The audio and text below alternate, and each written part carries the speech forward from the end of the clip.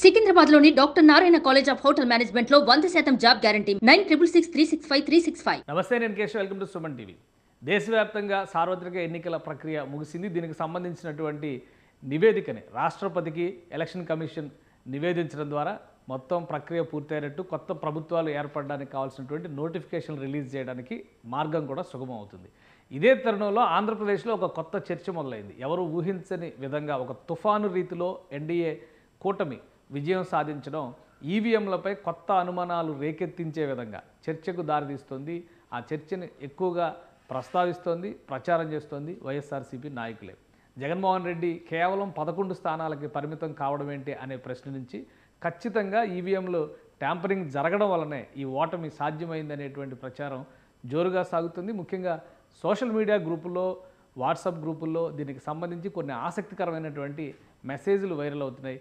వీటితో పాటు నారా లోకేష్, తెలుగుదేశం పార్టీ జాతీయ ప్రధాన కార్యదర్శి, యువనేత, పార్టీకి సంబంధించి ఆయన చేసినటువంటి సుదీర్ఘ పాదయాత్ర కలిసి వచ్చింది. అలానే మంగళగిరి నియోజకవర్గంలో అఖండ మెజారిటీతో నారా లోకేష్ గెలుపొందారు.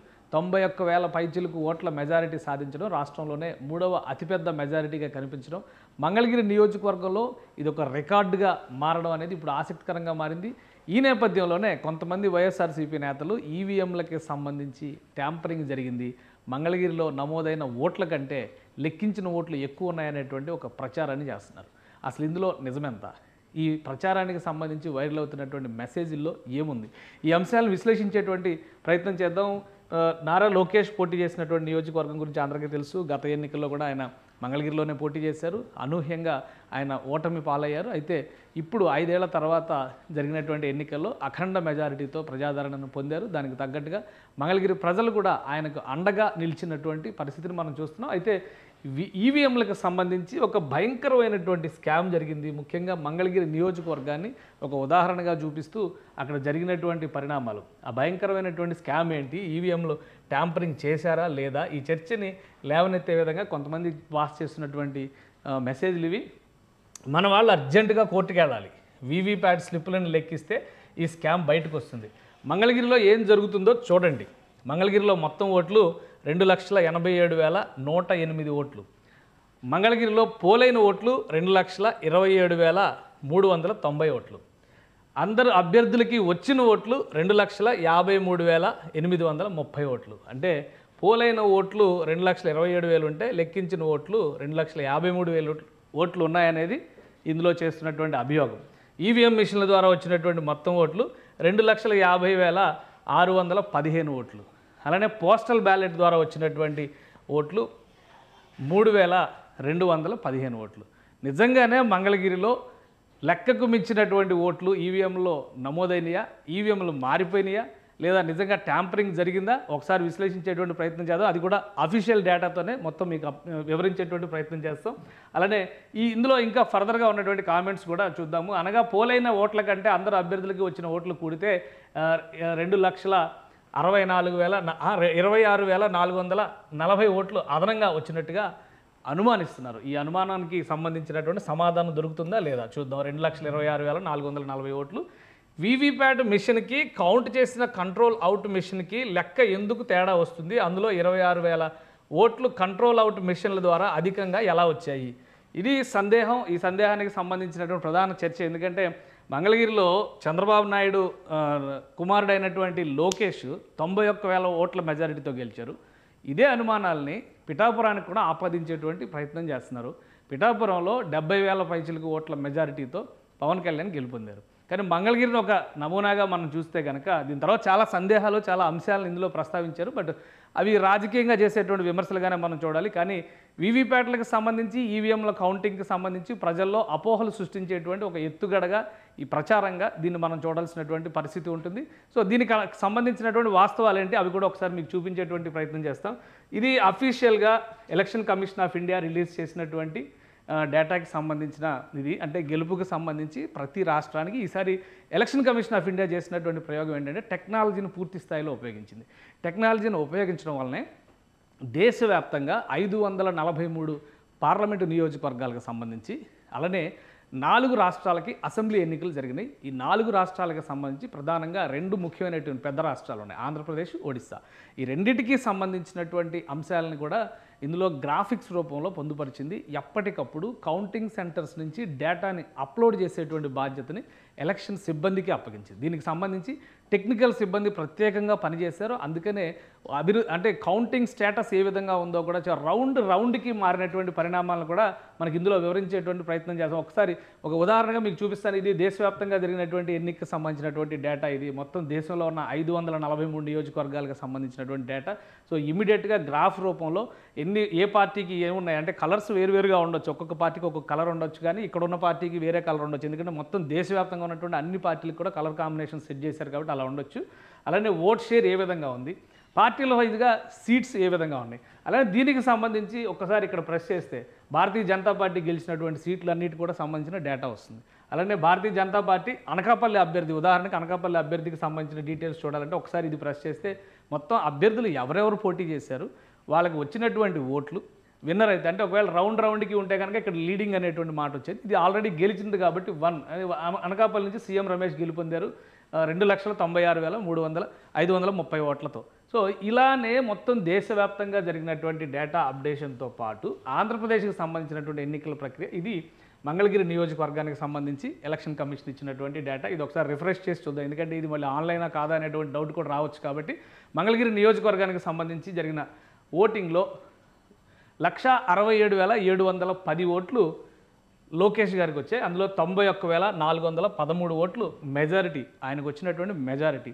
అలానే ప్రత్యర్థిగా ఉన్నటువంటి లావణ్య గారికి వచ్చినటువంటి ఓట్లు మొత్తం కలిపితే 76,297 ఓట్లు మాత్రమే వచ్చినాయి. సో ఇక మిగిలినటువంటి వాళ్ళు మొత్తం మంగళగిరి నియోజకవర్గంలో రాష్ట్రంలోనే అత్యధిక అభ్యర్థులు బరిలో నిలిచినటువంటి నియోజకవర్గం నారా లోకేష్ వర్సెస్ ఇక్కడ 40 మంది అభ్యర్థులు పోటీ చేసినటువంటి పరిస్థితి.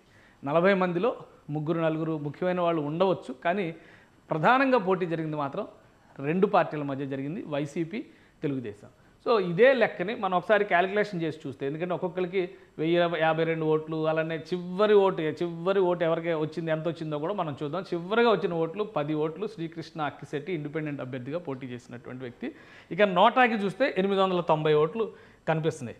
సో ఈ డేటా మొత్తాన్ని మనం క్యాలిక్యులేట్ చేస్తే ఇక్కడ కనిపిస్తున్నటువంటి లెక్క ప్రకారం ఆల్రెడీ నేను మొబైల్లో క్యాలిక్యులేట్ చేశాను. ఆ లెక్క ప్రకారం కనుక మనం క్లియర్గా చూస్తే ఇందులో వస్తున్నటువంటి నంబరు 2 లక్షల పైసలకు వస్తుంది, 2,53,830 ఓట్లు వస్తున్నాయి. సో ఇప్పుడు వైరల్ అవుతున్నటువంటి కామెంట్లో ఉన్న డేటాను కూడా ఒకసారి కంపేర్ చేసేటువంటి ప్రయత్నం చేద్దాం. అంటే 2,53,830 ఓట్లు క్లియర్గా ఇక్కడ కనిపిస్తుంది. 2,53,830 ఓట్లు పోల్ అయ్యాయి అనేటువంటి విషయంలో ఎవరికీ డిస్ప్యూట్ లేదు.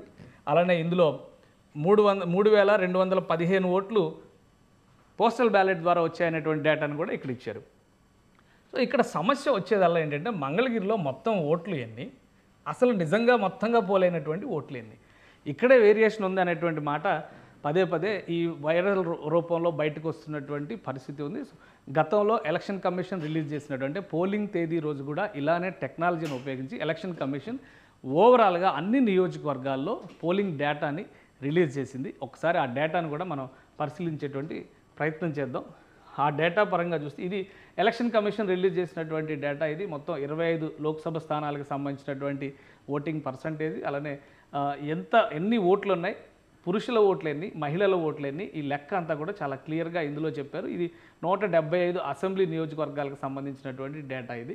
సో ఒకవేళ స్కామ్ జరిగి ఉంటే ఈ డేటా కూడా ట్యాంపర్ అయి ఉండాలి, కానీ ఆ రోజు రిలీజ్ చేసినటువంటి డ్యాంపర్ ముందుగానే ఇన్ని ఓట్లు యాడ్ చేయాలనేటువంటి ప్రణాళిక ఉంటే అప్పుడు ఇందులో అప్డేట్ చేయడానికి అవకాశం. అలాంటిది ఏమన్నా జరుగుతుందా, ఎందుకు ఈ ప్రచారం జరుగుతుంది అనేది కూడా మనం విశ్లేషించేటువంటి ప్రయత్నం చేద్దాం. ఇది మంగళగిరి నియోజకవర్గంలో ఇచ్చినటువంటి డేటా పరంగా చూస్తే మంగళగిరి నియోజకవర్గంలో మొత్తం ఓటర్ల సంఖ్య అంటే పురుష ఓటర్ల సంఖ్య చూస్తే 1,40,660 ఓట్లు ఉన్నాయి. మహిళలకు సంబంధించి 1,51,759 ఓట్లు ఉన్నాయి. అలానే ఇతరులకు సంబంధించి 13 ఓట్లు ఉన్నాయి. అంటే థర్డ్ జెండర్ ఓట్లు కూడా ఒక 13 ఓట్లు ఉన్నాయి.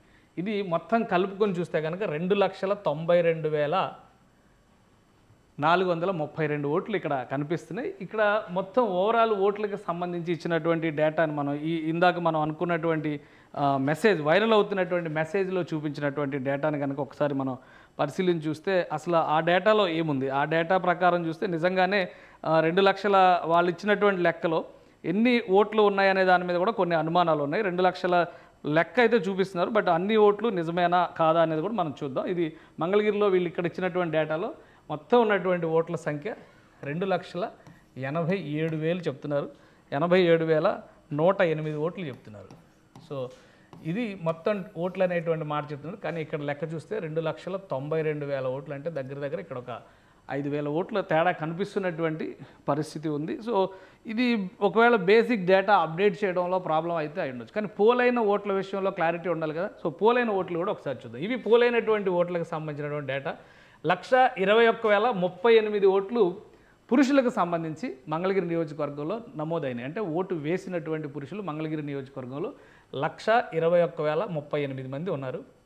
అలానే 1,29,697 మంది మహిళలు మంగళగిరి నియోజకవర్గంలో ఓటు హక్కు వినియోగించుకున్నారు మే 13వ తేదీన జరిగినటువంటి సార్వత్రిక ఎన్నికల్లో.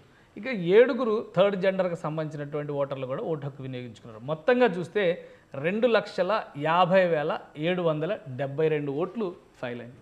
అంటే 85.74%. ఇక్కడ ఇప్పుడు వైరల్ అవుతున్నటువంటి మెసేజ్లో ఇచ్చినటువంటి ఓట్ల సంఖ్య ఒకసారి మనం చూద్దాం. 2,27,390 ఓట్లు నమోదైనట్టుగా చెప్తున్నారు. సో 26,000 ఓట్లు ఎక్కడికి పోలేదు. వైరల్ అయినటువంటి మెసేజ్లో ఇచ్చినటువంటి డేటాలోనే తప్పు ఉంది. ఈ లోపాన్ని వెతుక్కోవడం కానీ, లేదా ఈ లోపంలో ఉన్నటువంటి నిజంగా ఈ మెసేజ్లో ఉన్నటువంటి వాస్తవాలను విశ్లేషించేటువంటి ప్రయత్నం కానీ ఎక్కువగా చేసేటువంటి అవకాశం చాలామందికి ఉండకపోవచ్చు. కానీ ఎమోషనల్గా ఈ డేటాని పదే రిలీజ్ చేస్తున్నటువంటి నేపథ్యంలో, అలానే ఇప్పుడు 2,27,390 ఓట్లతో పాటు మనం కలుపుకోవాల్సినటువంటి ఓట్లు ఏంటంటే ఇక్కడ 3,215 ఓట్లు కలుపుకోవాల్సినటువంటి పరిస్థితి. ఎందుకంటే పోస్టల్ బ్యాలెట్ని కూడా మనం ఇంక్లూడ్ చేయాలి. సో పోస్టల్ బ్యాలెట్, ఈ ఓట్లు మొత్తం కలుపుకుంటే 2,30,000 పైచిలకు ఓట్లు క్లియర్గా లెక్క కనిపిస్తుంది. అలానే కౌంటింగ్ జరిగిన తర్వాత వచ్చినటువంటి టోటల్ ఓట్స్ కనుక మనం ఒకసారి పరిశీలించి చూస్తే, కౌంటింగ్ జరిగిన తర్వాత వచ్చిన టోటల్ ఓట్స్ లెక్కలో ఇక్కడ మనకి కనిపిస్తున్నది మొత్తం కౌంటింగ్ అయిన తర్వాత ఈ లెక్కలో ఉన్నటువంటి ఈ ప్రచారంలో ఉన్నటువంటి ఓట్లలో 26,440 ఓట్లు తేడా వస్తున్నాయి అనేటువంటి మాట చెప్తున్నారు. కానీ వాస్తవానికి కౌంటింగ్ పూర్తయిన తర్వాత ఇక్కడ వచ్చినటువంటి టోటల్ ఓట్లలో చెల్లుబాటు కాని ఓట్లు ఇంకా 340 ఓట్లు చిల్లర, అంటే 300 పైచిలకు ఓట్లు చెల్లుబాటు కాని ఓట్లు ఉన్నాయంటే వివిధ కారణాల ద్వారా ఆ ఓట్లు చెల్లుబాటు కాలేదు అనేది అధికారులు ఇచ్చినటువంటి వివరణ. వాస్తవం ఇది. వాస్తవానికి మంగళగిరి నియోజకవర్గంలో 26,000 ఓట్లు అదనంగా జోడించారనేటువంటి ప్రచారంలో ఎలాంటి వాస్తవం లేదు. ఎన్నికల కమిషన్ అధికారికంగా రిలీజ్ చేసినటువంటి డేటాని ఒక్కసారి వెరిఫై చేసుకుంటే అసలు వాస్తవాలు బయటకు వస్తాయి. కానీ ఈవీఎంలకి సంబంధించి, వీవీప్యాట్లకి సంబంధించినటువంటి కౌంటింగ్లో మిస్ మ్యాచ్ జరుగుతోంది అనేటువంటి ఒక దుష్ప్రచారం మంగళగిరి నియోజకవర్గానికి సంబంధించి, అలానే పిఠాపురం నియోజకవర్గానికి సంబంధించి వైరల్ అవుతున్నటువంటి పరిస్థితి ఉంది. కానీ వాస్తవాలు అందుకు భిన్నంగా ఉన్నాయి. ఇది గమనించాలి. అందుకనే ఈ వీడియో అందిస్తున్నాం. Keep watching. సుమన్ టీవీలో మీ పర్సనల్ అండ్ బిజినెస్ ప్రమోషన్స్ కోసం కింది నెంబర్కి కాంటాక్ట్ చేయండి.